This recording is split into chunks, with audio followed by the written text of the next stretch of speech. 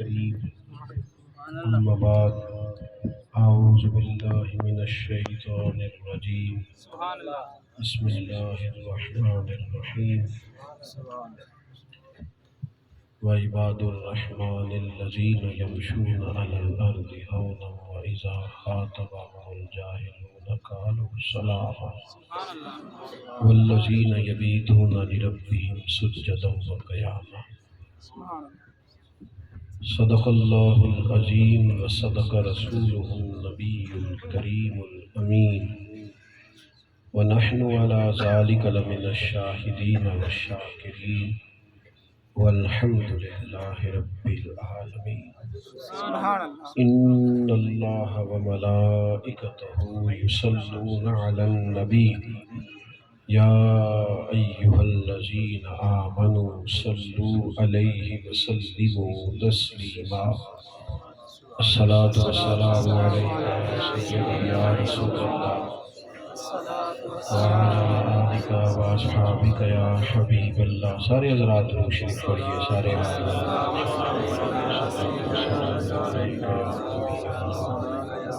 وعلى آلك وأصحابك يا حبيب الله. حمد و صلات کے بعد دوستو، بزرگوں اور بھائیوں، یہ عرس پاک کی تقریبات ہیں. علماء، مشائخ، سادات یہاں جلوہ فراز ہیں. اللہ تعالی ہماری اس حاضری کو قبولیت کا شرف عطا فرمائے. ہم لوگ ماشاءاللہ حضور کی محفل پاک میں آئے ہیں. کوئی موبائل چلانے تو ہم آئے نہیں کہ چلو اچھے طریقے سے موبائل چلانا سیکھ جائیں گے، محفل میں جائیں گے تو ٹھیک ہے ویڈیو بنا لیں، لیکن سارا فوکس ہی موبائل پہ. مجھے آپ بتاتے تو میں ایک ویڈیو آپ کو بنا کے بھیج دیتا، خود نہ آتا، تاکہ آپ لوگوں کو اتنی دشواری نہ ہوتی. اطمینان سے بیٹھے، محافل روحانیت والی ہوتی ہے.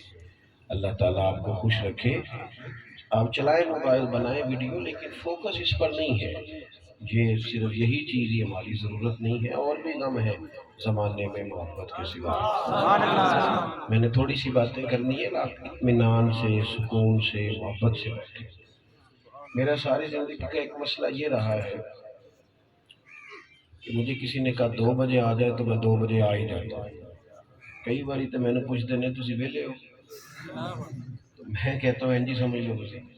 یہ ہمارا نقص ہے. ایک جگہ پہ میں چلا گیا، 6 بجے کا ٹائم لکھا تھا ایک دعوت میں، تو میں گیا تو وہ میزبان بھی ابھی نہیں آئے تھے. میں نے ان سے کہا کہ غلطی ہو گئی، شاید میں الٹا پڑھتا رہا ہوں، 9 تھا، مجھے 6 کی سمجھ آئی ہے. اور میں اپنے وقت پر اس لیے حاضر ہوا. ماشاءاللہ آپ کا بڑا خوبصورت پروگرام ہے، آپ مجھے تھوڑا موقع دیں، آپ سے بات ہو سکے. دیکھو یہ جو ہماری مجالس اور محافل ہے نا، یہ فوٹو شوٹ، یہ ساری چیزیں، یہ آنا جانا، یہ اسٹیٹس لگانے، یہ کچھ سیاسی ماحول تو ہے نہیں. محافل میں آمنے سامنے بیٹھنے کا مطلب تو ہوتا ہے کہ مل کے بیٹھیں گے، خدا کی رحمت کا نزول اور ہم کوئی ایک دوسرے سے کچھ حاصل کر سکتے ہیں تو وہ کریں گے. ایکو ذرا کم کریں. تو آپ لوگ جب بھی کسی محفل پاک میں آئیں، کام کرنے کا کہا تھا جی بند کر دیا. تو کسی بھی محفل میں جب آپ آئیں، جزاک اللہ، تو اس کی ترتیب اس طرح کی ہو، وہ میلاد کی ہو. میں نے دیکھا ہے میلاد کے جلوسوں میں بھی زیادہ توجہ تو ہمیں خوشی ہونی چاہیے تھی نا حضور کے نعروں کی، لیکن ہماری توجہ یہ تھی کہ میری ویڈیو بن جائے. یہ مطلب کریں کام، لیکن کسی بھی کام کی کچھ حدود ہوتی ہیں، اس حد سے ہمیں نکلنا نہیں چاہیے. یہ اس پاکی جو کہ تقریب ہے، تو اللہ تعالیٰ نے اپنے بندوں کا تذکرہ قرآن مجید میں مختلف جگہوں پہ فرمایا ہے. ایک جگہ سے میں نے بھی قرآن مجید کو تلاوت کیا ہے. فرمایا وعباد الرحمن الذین یمشون علی الارض ہونا. رحمان کے بندے زمین پر عاجزی کے ساتھ چلتے ہیں. ان کے رتبے بڑے ہوتے ہیں. دیکھیں نا، سب سے بڑا رتبہ یہ ہے کہ وہ رحمان کے بندے. رحمان کے بندے، نبی کریم کے غلام، کنتم خیر امت کا تاج سر پہ، لیکن وہ زمین پر عاجزی سے چلتے ہیں. ان کو جو عند اللہ اعزازات حاصل ہیں وہ اپنی جگہ پر موجود ہیں، لیکن ان کے لہجے میں، ان کے انداز میں، ایک ہوتا ہے کسی بندے کا صاحب فضیلت ہونا، اور ایک ہوتا ہے کسی شخص کا جان بوجھ کے طے کر لینا کہ میں صاحب فضیلت ہوں تو لہذا میری عزت ہونی چاہیے۔ نبی کریم علیہ السلام نے 20 مقامات پر سیدنا عمر کی شان بیان کی ہے، 20 مقامات پر 20۔ فرمایا میں نے خواب دیکھا ہے، میں دودھ پی رہا ہوں، بچا ہوا میں نے عمر کو دے دیا۔ حضور کیا مراد ہے؟ فرمایا اس سے علم مراد ہے۔ نبی کریم صلی اللہ تعالیٰ علیہ وسلم نے فرمایا عمر کا میں نے جنت میں مکان دیکھا ہے۔ حضور نے 20 مقامات پر جناب عمر کی فضیلت بیان کی، لیکن حضرت عمر انہوں نے ہر مقام پر ایک ہی بات کی کہ میں تو اونٹ چلانے والے کا، میں تو بھئی ایک اونٹ چلانے والے کا۔ انہوں نے رحمان کے بندے زمین پر عاجزی سے، ہمارے تعارف بہت زیادہ ہیں، ہماری عہدے بہت زیادہ ہیں، کارڈ کے سب سے اوپر کسی کا نام لکھا ہوتا ہے اور 15-16 نیچے اس کے عہدے لکھے ہوتے ہیں۔ ہمارا جو لہجہ ہوتا ہے اس میں جان بوجھ کر ہم محسوس کرنے لگتے ہیں کہ میرا اعزاز ہونا چاہیے تھا، میرا نام ہونا چاہیے تھا۔ رحمان کے بندوں کا پہلا طریقہ یہ ہے کہ ان کے انداز میں عاجزی، کیونکہ رحمان کے بندے، اور دوسرا علم، فضل، نورانیت، ساری چیزیں ان کے پاس ہوتی ہیں لیکن الجھاؤ نہیں ہوتا، فضول کی ابحاث نہیں ہوتی۔ وَإِذَا خَاطَبَهُمُ الْجَاهِلُونَ قَالُوا سَلَامًا، اگر کبھی کوئی جاہل الجھنا بھی چاہے نا تو سلام کر کے گزر جاتے ہیں، الجھاؤ نہیں ہوتا ان کی زندگی، اپنا کام کرتے ہیں توجہ سے، اپنی ڈیوٹی سر۔ دیکھیں نا، گھوڑا جب دوڑتا ہے نا، گھوڑا جب دوڑتا ہے اس کے پیروں کو کہیں کہیں جھاڑیاں بھی لگ جاتی ہیں، لیکن اگر وہ دوڑتا رہے نا تو تھوڑا آگے جا کے وہ جھاڑیاں اتر جاتی ہیں، لیکن اگر کھڑا ہو جائے تو وہ تکلیف محسوس کرے گا، اپنا کام کرے گا۔ اگر آپ کہیں گے کہ لوگ باتیں کر رہے ہیں تو میں نے پہلے ماحول دیکھنا ہے، تو باتیں تو لوگوں کی بند ہو سکتی نہیں۔ یہ کیسے ہو سکتا ہے؟ یہ ہو نہیں سکتا کوئی آپ کو بات نہ کرے۔ باتیں کرنے والوں نے باتیں کرنی ہے، انہیں کرنے دیں۔ اگر آپ نے لوگوں کی گڈ بک کے مطابق چلنا ہے تو کوئی کام بھی نہیں آپ کر سکتے۔ آپ زندگی میں تعین کریں کہ میں نے یہ کام کرنا ہے۔ اللہ کے بندوں نے تعین کر لیا کہ جو بزرگوں کے نام پہ دیگیں شیگیں پکنے لگی ہیں یہ اب پکنے لگی ہیں۔ یہ جو بزرگان دین مطلب اے سی والے کمرے میں بیٹھو، نہ پڑھو نہ پڑھاؤ، نہ کرو نہ کراؤ، کچھ نہیں، آرام سے سکون سے بڑی گاڑی میں بیٹھو، پھر اترو، دعائے خیر بھی دل کرے تو کرو، ورنہ اس کے لیے بھی مولوی صاحب رکھ لو۔ یہ ساری آسانیاں دے کے لنگر اب آئے ہیں، ورنہ جو بزرگ تھے نا، خواجہ اجمیر، غریب نواز، عطائے رسول، ہند الولی، خواجہ صاحب کو تو ہندو خیمہ بھی نہیں لگانے دیتے، لیکن انہوں نے طے کر لیا تھا کہ میں نے یہاں اجمیر میں تبلیغ کرنی ہے۔ خیمہ لگایا انہوں نے، کہو کھیڑو انہوں نے تھوڑا آگے جا کے لگا لیا، کہو کھیڑو انہوں نے تھوڑا آگے جا کے لگا لیا، پھر کہو کھیڑو آگے جا کے لگا لیا۔ ایک زندگی میں طے کیا تھا کام، اپنا کام کرتے رہے۔ ہمارے بزرگوں نے تو مار کھائی، روڑے کھائے، پتھر کھائے، یہ لنگر تو بعد میں۔ وہ میں کہتا ہوں کہ روزے کسی نے رکھے تھے، عیدیں کوئی بنا رہا۔ عجیب فلسفہ لوگوں نے بنا لیا ہے، روزے رکھنے والے کوئی اور تھے اور عیدیں کرنے والے کوئی، اور ڈھاب سے عید بھی نہیں کرنی آ رہی، چلو وہی سلیقے سے کر لیں۔ زندگی میں الجھاؤ نہیں۔ حضرت مجدد الفسانی شیخ احمد فاروقی سرہندی رحمۃ اللہ علیہ فرماتے ہیں کہ دین 3 چیزوں کا نام ہے۔ ایمانیات کے بعد، اخلاقیات کے بعد میں صرف 3 چیزیں۔ نوجوان غور کریں، لمبی ابحاث نہیں، بڑے لمبے دروس نہیں، ان چیزوں کو کھولا جا سکتا ہے، مقالہ جات ہو سکتے ہیں، ایک ایک بات پر کئی تربیتی سیشن ہو سکتے ہیں، مختلف لیکچر دیے جا سکتے ہیں، لیکن فرماتے ہیں کہ ایمانیات کے بعد، دین کو مان لینے کے بعد کل 3 چیزیں پیدا کرو، تمہارا دین مکمل ہو جائے گا۔ اخلاقیات کے باب میں، روحانیت کے باب میں تمہاری تکمیل ہو جائے گی، کل 3 چیزیں۔ ایک تو فرماتے ہیں اپنی ضرورت کے مطابق دین کا علم حاصل کرو، اور پھر جو علم سیکھ لو اس پر عمل کرو، اور تیسرا فرماتے ہیں اس میں اخلاص پیدا کر لو، تمہارا دین مکمل ہو گیا۔ علم، عمل اور اخلاص، 3 ہی چیزیں اگر یہ تین چیزیں تمہیں حاصل ہیں ضرورت کے مطابق، تم اصل میں ہوا یہ ہے کہ ہم نے نا لوگوں کو یہ تو بتایا ہے کہ تسبیح لے کے یہ وظیفہ پڑھے تو اتنا ثواب ملتا ہے، یہ وظیفہ پڑھے تو اتنا ثواب ملتا ہے، یہ پڑھے تو بتایا ہے بھی ٹھیک، ملتا بھی ہے، درست ہے بات، لیکن ہم لوگوں کو یہ تو بتا سکیں کہ فلانے وظیفے سے یہ ثواب ملتا ہے، یہ نہیں بتا سکے کہ قرآن و سنت پڑھنے سے بھی ثواب ملتا ہے، وضو غسل نماز کے مسئلے سیکھنے سے بھی ثواب ملتا ہے۔ یہ نہیں قوم کو سمجھ آ سکی، ہم اس طرح سمجھا نہیں سکے، قائل نہیں کر سکے کہ جس طرح سبحان اللہ سبحان اللہ سبحان اللہ پڑھنے سے ثواب ملتا ہے نا، اس طرح یہ پڑھنے سے بھی ثواب ملتا ہے کہ غسل کے فرض 3 اور وضو کے فرض 4 ہیں، ان کو بھی سیکھے تو نیکیاں ملتی ہیں۔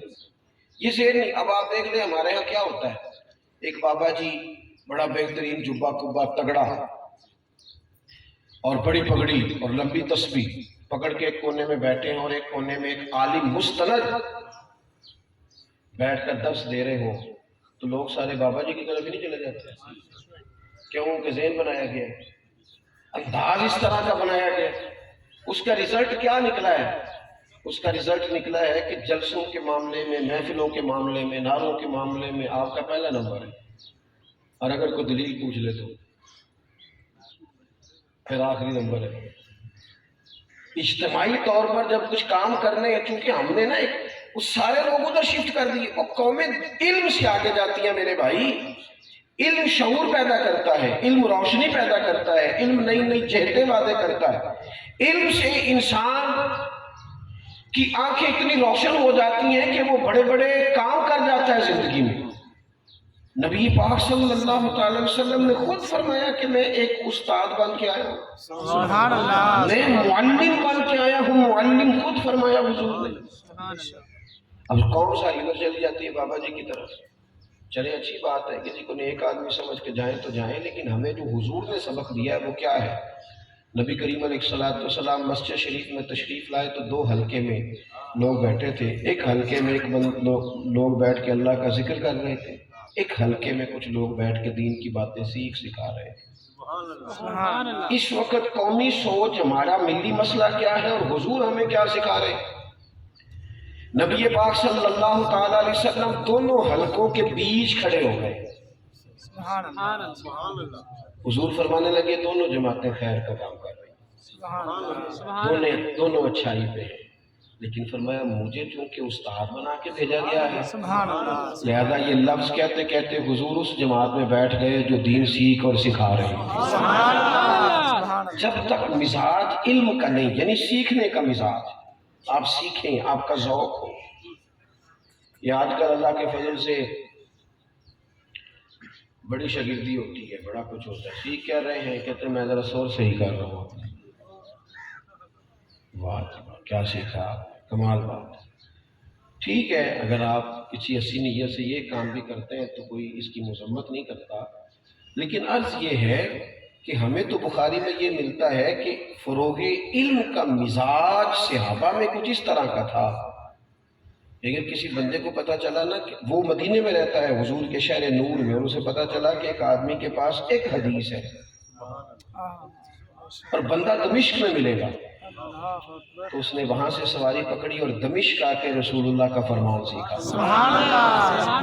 لوگوں نے میلوں کا سفر کیا۔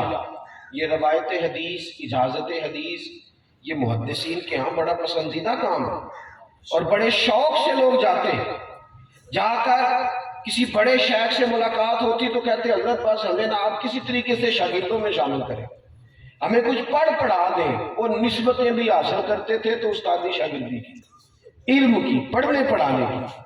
تو سب سے پہلے تو میرے دوستو اپنی طبیعت میں مزاج علم کا پیدا کریں، ڈائری بنائیں، اس میں لکھا کریں آج میں نے کیا سیکھا۔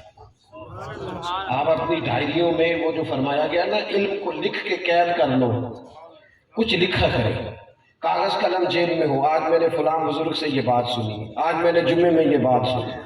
آپ مزاج علم کا پیدا کریں، آپ سیکھنا شروع کریں۔ اعلیٰ حضرت بریلوی رحمۃ اللہ علیہ سے جب کسی نے پوچھا تھا کہ ذرائع کیا ہے علم سیکھنے کے، تو آپ نے فرمایا ایک تو باقاعدہ کورس پڑھنا ذریعہ ہے، ایک مطالعہ کرنا ذریعہ، اور ایک فرمایا صحبت علماء سے بھی بندہ عالم ہو جاتا ہے، صحبت علماء سے بھی بندہ عالم ہو جاتا ہے۔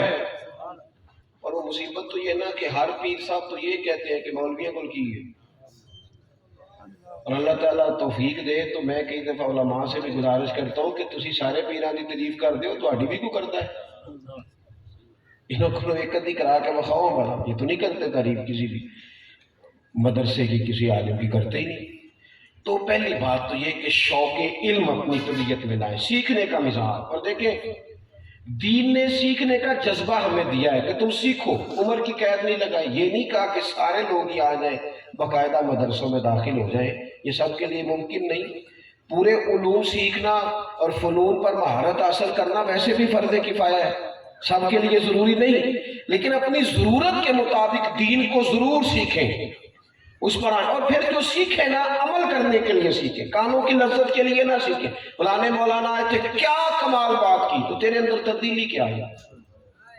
2 گھنٹے تقریر کی بڑا مزہ آیا، تو بنا کیا اس سے؟ رزلٹ کیا نکلا؟ وہ میں دیکھتا ہوں ابھی ایک جگہ تقریر کر رہے ہوتے ہیں اور 2 جگہ کا ٹائم دوست اور مانگ رہے ہوتے ہیں، تو میں کہنا جی آج کرنے لگے تھے تو پہلے عمل کر لو، پھر آگے بھی ہو جائے گی۔ تقریر کو کیا سمجھا ہوا ہے ہم نے؟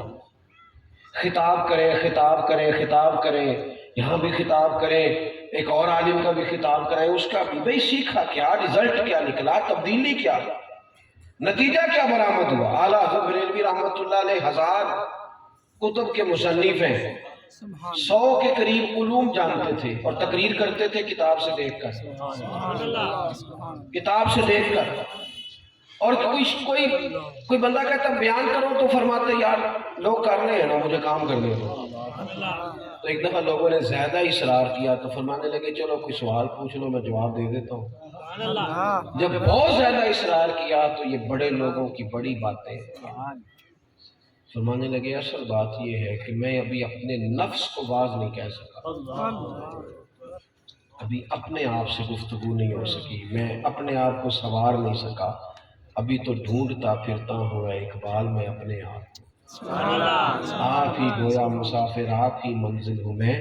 تو مزاج ایک تو علم ہو پھر اس پر عمل۔ داتا گنج بخش علی اجمیری رحمۃ اللہ علیہ نے بڑی خوبصورت بات لکھی ہے، داتا صاحب فرماتے ہیں کہ لوگ آ کے چلے پوچھتے ہیں، مجاہدے پوچھتے ہیں، وظیفے پوچھتے ہیں، فرماتے ہیں لوگوں سے کہو نا کہ آگ پہ چل کے یہ کام کرو تو لوگ تیار ہیں، آگ پہ چل لیں گے، لیکن اگر ان سے کہا جائے نا اپنے علم پر عمل کرو، آپ تشریف رکھیں جی، اور اے مینو بڑے نے جی ہوں نہ آیا جی تھوڑی مہربانی، اے جنہیں آگن کافی ہے۔ اب آپ سب لوگ میری بات سنیں توجہ کے ساتھ۔ داتا صاحب فرماتے ہیں کہ آگ پہ چل لیتے ہیں لیکن اپنے علم پر عمل نہیں کرتے۔ اگر ہمارا عمل ہو جائے نا، آپ یقین کریں یہ کائنات ساری سمجھ جائے۔ اگر نہ صرف نہ میں ایک حدیث آپ کے سامنے رکھتا ہوں جو آپ کو آتی ہے، حضور نے فرمایا میرا مومن وہ ہے جو اپنے لیے پسند کرتا ہے وہی اپنے بھائی کے لیے بھی پسند کرتا ہے۔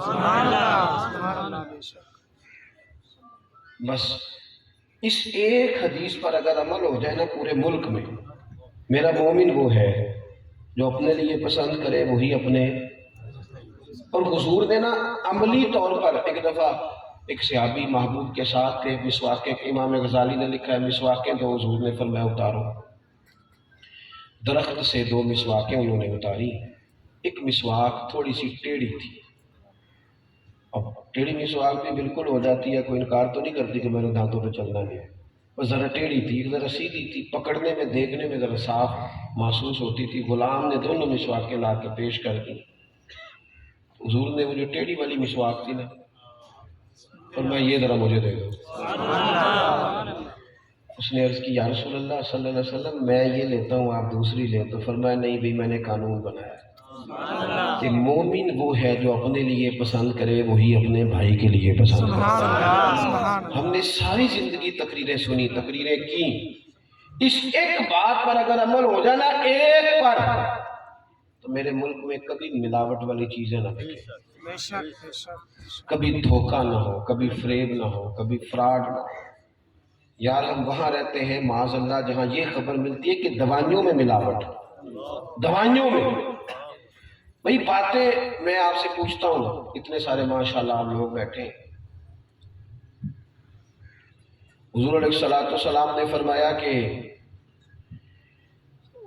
ایک خاتون بڑی گناہگار تھی، اس نے ایک دفعہ پیاس سے کتے کو پانی پلایا تو اللہ نے بخشش کر دی۔ آپ سب نے سنی ہوئی ہے حدیث؟ اچھا دیر نہیں کرنی، جنہوں نے سنی ہے وہ جلدی سے ہاتھ کھڑا کریں، جنہوں نے سنی ہے لو جی اللہ خیر کرے، تقریباً سبھی نے سنی، کچھ نے پڑھی ہے، تقریباً سبھی نے سنی ہوئی ہے نا جی، کہ ایک خاتون نے کتے کو پانی پلایا، اللہ نے سارے گناہ بخش دیے، سب نے سنی ہے۔ لیکن ہمارے یہاں روڈ پہ میں سب مسافر سفر کرتا رہتا ہوں، روڈ پہ کتا مر جائے نا، مر گیا ہے، کوئی بندہ لکڑی سے بھی اٹھا کے سائڈ پہ نہیں کرتا۔ وہ بھئی مسلمانوں، میرے اور آپ کے نبی کا فرمان ہے کہ گناہگار عورت کتے کو پانی پلایا بخشی گئی۔ کس لیے سنی ہم نے حدیث؟ کانوں کی لذت کے لیے، جلسہ بڑا کرنے کے لیے، کسی خاص رسم کو ادا کرنے کے لیے۔ سڑک پہ کتا مر جائے تو گاڑیوں کے ٹائروں سے لگ لگ کے اس کا گوشت سڑک سے اٹھتا ہے، کوئی مرے ہوئے کو چھڑی کے ساتھ بھی سائڈ پہ نہیں کرتا۔ بتاؤ کس مقصد کے لیے حدیث سنتے ہیں؟ کیا مقصود بنایا ہم نے؟ یہ سیلاب آیا، کتنے لوگوں نے باتیں سنی ہوئی ہیں کہ کھانا کھلانے کا یہ ثواب ہے، غریب کی مدد کا، بڑا الحمدللہ لوگوں نے بڑا وہاں اچھا رویہ اختیار کیا۔ لیکن میرا سوال یہ ہے کہ چلیں جی، جو زیادہ جنہوں نے اعداد و شمار بتائے انہوں نے کہا 3 کروڑ آدمی متاثر ہوا ہے، اور ان میں سے بھی سارے غریب نہیں کہ سبھی کو مکان بنا کے دینے پڑے، کچھ ان میں سے ایسے لوگ ہیں جو دوبارہ سے اپنے پیروں پر کھڑے ہونے کی صلاحیت رکھتے ہیں۔ 22 کروڑ عوام میں سے اگر 3 کروڑ کو ضرورت پڑ بھی جائے، 19 کروڑ آدمی مل کے 3 کو نہ سنبھال سکے، اور 2 ماہ سے لوگ سڑکوں پہ بیٹھے ہیں۔ 2 ماہ سے، جب تک خبریں گرم تھیں لوگوں کی توجہ بھی زیادہ تھی، جس دن سے خبریں ٹھنڈی ہوئی ہیں ہم تو ٹرینڈ کے ساتھ چلنے والے لوگ ہیں، جدھر چلا دو چل گئے۔ خدا کے بندو، علم تو اس لیے سیکھا جاتا ہے کہ اس پر عمل ہو۔ صحابہ نے سیکھا نا، اور پھر اس طرح سیکھا، اس طرح سیکھا، اس طرح سیکھا۔ ایک دفعہ صرف کریم رسول نے فرمایا یہ مہاجر جو آئے ہیں مکے سے یہ تمہارے بھائی ہیں، ایک دفعہ کہا تمہارے بھائی ہیں، پھر انہوں نے نا رسیاں رکھ کے مکان آدھے آدھے بانٹ کے اپنے بھائیوں کو پیش کر دیا، عملی مظاہرہ کر کے دکھایا۔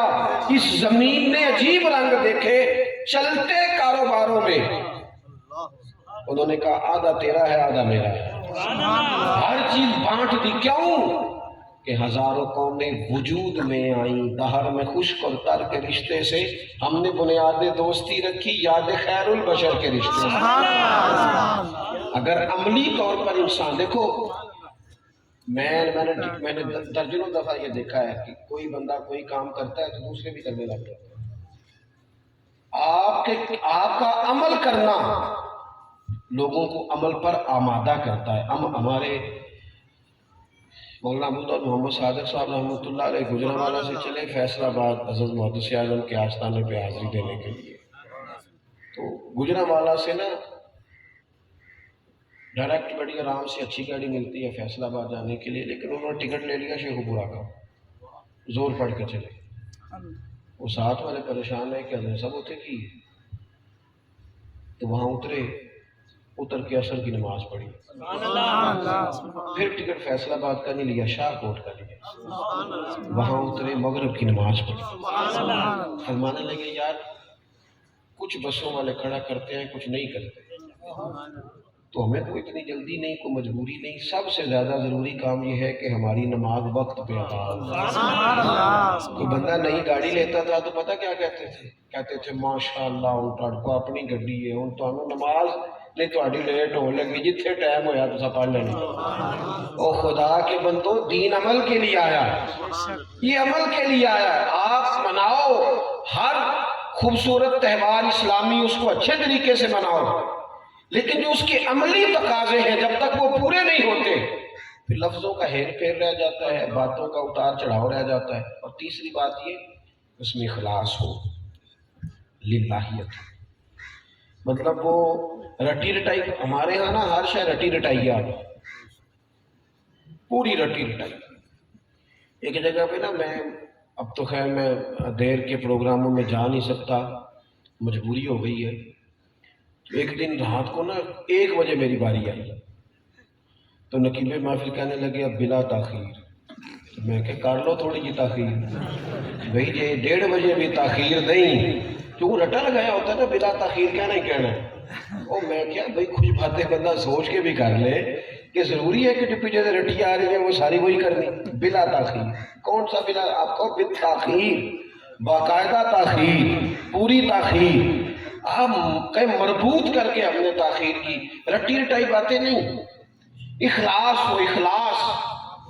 میرے اسا فرمایا کرتے تھے تقریریں نہ کیا کرو، جذبات کا اظہار کیا کرو، جس چیز کی من گواہی نہ دے وہ بیان کیوں کرتے ہو؟ یہ محافل میں ان میں ایک تو ہے ساری صبر کے آنا، اسٹیج پہ بیٹھ جانا، یہ بھی بڑی بات ہے، لیکن عملی طور پر بندہ محفل میں وہ آتا ہے جو پہلے جھاڑو دیتا ہے نا، جو صفحے بچھاتا ہے نا، جو پیچھے بیٹھتا ہے نا، جسے فوٹو کا کوئی شوق نہیں، لیکن اس کا اخلاص اتنا نرالا ہے کہ پیچھے بھی اس کی آنکھیں نم رہتی ہیں۔ مخلص لوگوں کی یہ جو ریاکاری ہوتی ہے نا، اس کا سادہ ترجمہ اداکاری ہے، اداکاری سے بندہ تھک جاتا ہے، کتنی کو کرے گا۔ جو لوگ مخلص ہوتے ہیں نا، مخلص، وہ ان کی روح ان کے لفظوں کا ساتھ دے رہی ہوتی ہے۔ مخلص لوگ جو ہوتے ہیں، ایک دفعہ صحابہ کرام علیہم رضوان فرماتے ہیں ہم ایک جنگ میں حضور کے ساتھ گئے، دشوار گزار گھاٹیاں تھی، سخت دشوار راستے تھے، مشکلات بہت زیادہ تھیں، تو ہمارے دلوں میں یہ خیال تھا کہ اس موقع پر اللہ تعالیٰ ہمیں بڑا اجر عطا کرے گا۔ تو بعض لوگوں کے دل میں یہ بھی خیال آتا تھا کہ بعض صحابہ ایسے ہیں جو آئے نہیں، پیچھے رہ گئے۔ فرماتے ہیں کریم محبوب علیہ السلام ایک مقام پہ روکے تو فرمایا بھی اس جنگ میں اللہ تمہیں بڑا اجر دے گا، اس جہاد میں، لیکن کچھ تمہارے بھائی گھر میں بیٹھے آ نہیں سکے، سفر میں شریک نہیں پر اجر میں شریک ہے۔ یا رسول اللہ جب سفر میں شریک نہیں تو اجر میں کیسے شریک ہے؟ تو محبوب فرمانے لگے دل ان کا چاہتا تھا، ارادہ ان کا پورا تھا، کسی مجبوری نے روک لیا ہے، پر رب تو دلوں کے حال جانتا ہے۔ مخلص آدمی تو گھر میں بیٹھے بیٹھے بھی اجر نہیں لیتا، مخلص لوگ جو ہوتے ہیں ان کو تو احساس ملتا ہے اور اخلاص رستے کھول دیتا ہے، کھول دیتا ہے۔ تھوڑا کام کر لے دین کا، تھوڑا کام کر لے پر مخلص ہو کے کرے، اس میں نکال دے ذاتیات کے سارے چکر، باہر آ جائے، آپ مخلص ہو جائیں سکون والے ہو جائیں، مخلص ہو جائیں سکون والے ہو جائیں۔ میں اب تو خیر اس طرح کا ماحول نہیں رہا، پہلے کچھ سفارشیں کرانی پڑتی تھی بعض ہمارے شوق والے نعت خوانوں کو، تو میں سمجھتا وہ بھی اچھی بات تھی۔ ایک جگہ پہ ایک بچہ میرے پاس آیا، کہنے لگا محفل ہے میری سفارش کر دے، میں نے حضور کی بارگاہ میں حاضری لگوانی ہے۔ میں کہ یار تو میرے سامنے بیٹھ کے پڑھے تھے بھی حاضری انشاءاللہ لگ جائے گی حضور کی بارگاہ میں۔ بھئی کہ ہم کے سامنے 2500 بندہ ہوتا بھی حاضری لگتی ہے، گھر میں پڑھنے حاضری تو لگ جائے گی اگر حضور کی بارگاہ میں لگوانی ہے۔ میری بات کی سمجھ آ رہی ہے؟ اگر تو وہاں لگوانی ہے تو پھر تو اکیلے میں بھی درود پڑھے تو جن پہ پڑھا جا رہا ہے، صحیح مسلم میں موجود ہے، حضور فرماتے ہیں میں آج بھی اس پتھر کو جانتا ہوں جو اعلان نبوت سے پہلے مجھ پر سلام پڑھا کرتا ہے۔ اگر تو آپ نے پڑھنا ہے تو پھر تو جن کے لیے پڑھا جا رہا ہے انہیں پتہ ہے۔ مخلص لوگوں کی زندگی، مخلص بڑا لطف ہوتا ہے، اس میں بڑا ذائقہ ہوتا ہے، اس میں انسان تھکتا نہیں، اس میں کام کر کے بندہ راحت محسوس کرتا ہے، توانائی بحال رہتی ہے۔ اور آگے ارشاد فرمایا والذین یبیتون لربہم سجدا وقیاما، وہ جو رحمان کے بندے ہیں وہ راتیں گزارتے ہیں اپنے رب کے لیے سجدے کرتے اور قیام کرتے۔ یہ جو مسلح کی طاقت ہوتی ہے نا، مسلح کی طاقت، یہ بڑی مضبوط ہوتی ہے۔ حضور علیہ السلام نے فرمایا یہ جو دعا ہے نا، دعا یہ مومن کا ہتھیار ہے، یہ کافر کے پاس نہیں، مومن کا ہتھیار ہے۔ جب آپ کا مسلح آباد ہوتا ہے، سجدے کی توفیق ہوتی ہے، نماز کا ذوق ہوتا ہے، نفلوں کا شوق ہوتا ہے، عبادتوں کی لذت ہوتی ہے، یہ ہمارے بزرگوں کا طریقہ تھا۔ وہ حضرت مولا علی شیر خدا کرم اللہ تعالی وجہہ الکریم سے کسی نے کہا تھا کہ صحابہ کرام علیہم رضوان کا کیا انداز تھا، حضور کے صحابہ کس رنگ کے تھے؟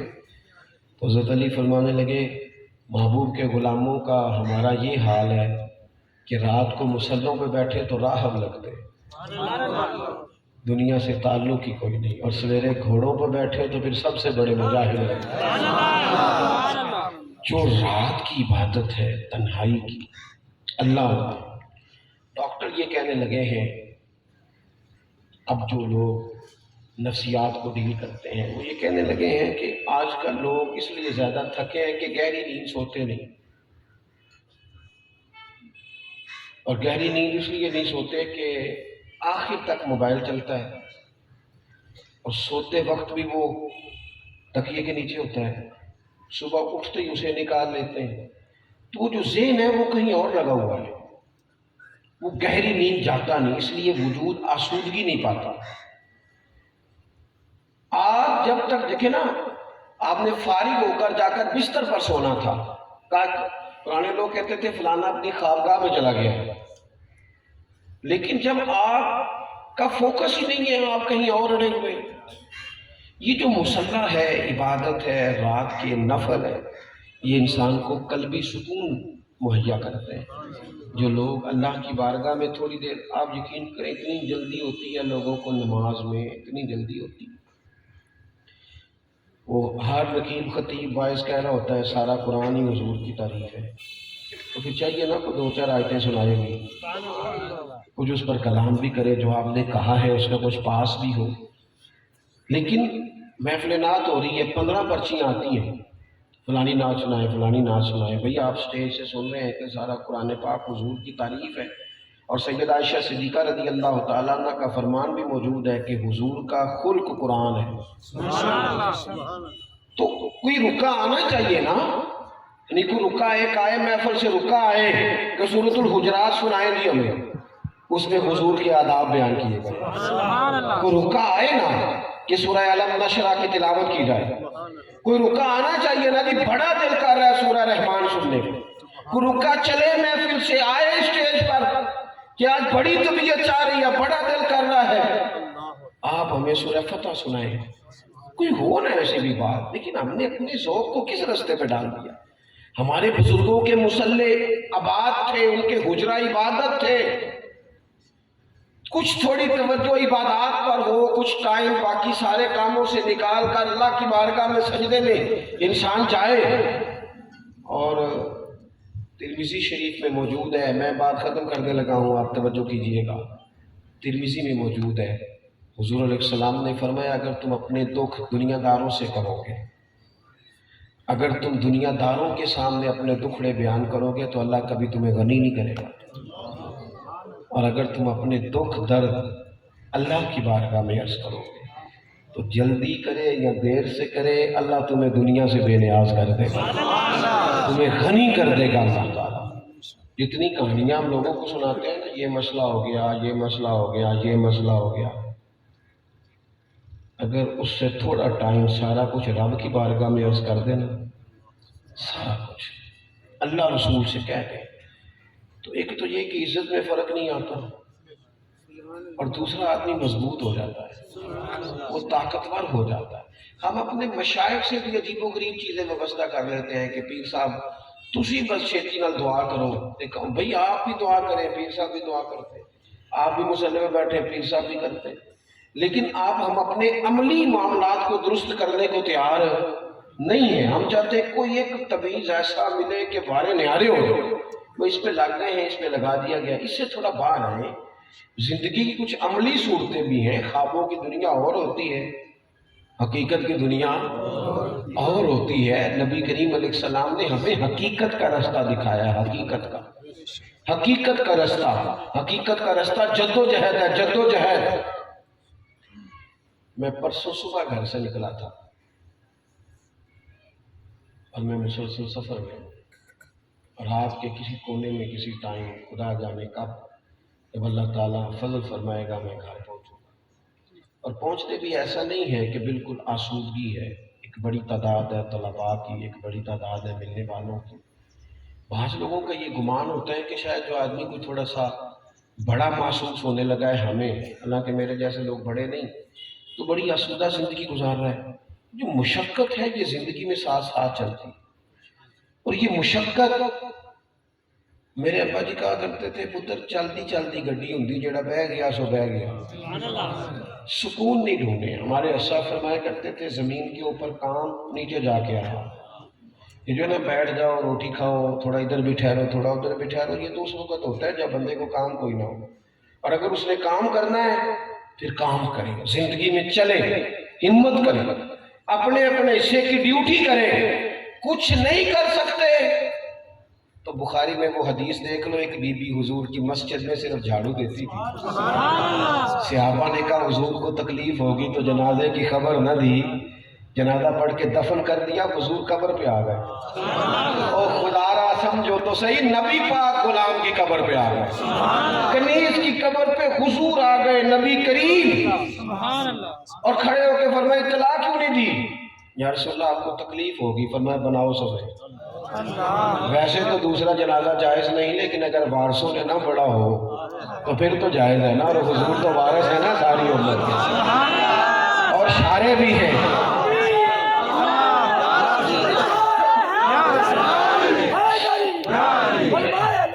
زندہ، اور حضور شارع بھی ہیں، اختیار بھی رکھتے ہیں۔ تو نبی کریم نے قبر پہ کھڑے ہو کے فرمایا بناؤ صفحے، میں دوبارہ جنازہ پڑھاؤں گا۔ بعد مرندے مکھڑا میرا ہو جاوے جے تازہ، سمجھ لینا محبوب میرے نے آن پڑے یا جنازہ۔ تو کوئی کام جو بندہ کرتا ہے پھر اسے اس کا رزلٹ بھی ملتا ہے، نتیجہ بھی ملتا ہے۔ اس لیے اپنی زندگی میں عملاً کچھ کریں، کچھ کریں، تبصرے نہ کریں، بیٹھ کے صرف باتیں نہیں کریں۔ شکوہ ظلمت شب سے تو کہیں بہتر تھا اپنے حصے کی کوئی شمع جلاتے جاتے، یہ اپنے حصے کا کام کر جائے، کوئی اپنے حصے کی ڈیوٹی کر دیں، اپنے حصے کی کوئی شمع جلاتے جاتے۔ تو ایک تو علم، عمل، اخلاص، اور قرآن مجید کی ترتیب یہ کہ زندگی عاجزی والی، فضول ابحاث سے بچیں۔ اگر کبھی کوئی بات کرنی ہوگی ایک آدھ کے حق کے لیے، کئی مکالمات علماء کریں گے، عوام کا تو ویسے ہی کام ہے، تو ابحاث سے بچیں۔ اور آخری بات یہ کہ مصلح سے اپنا رشتہ مضبوط کریں۔ یہی صوفیاء کے دروس ہیں اور یہی ہمارے لیے پیغام ہے۔ اللہ تعالیٰ سمجھنے کی توفیق عطا فرمائے۔ آخر دعوانا الحمدللہ۔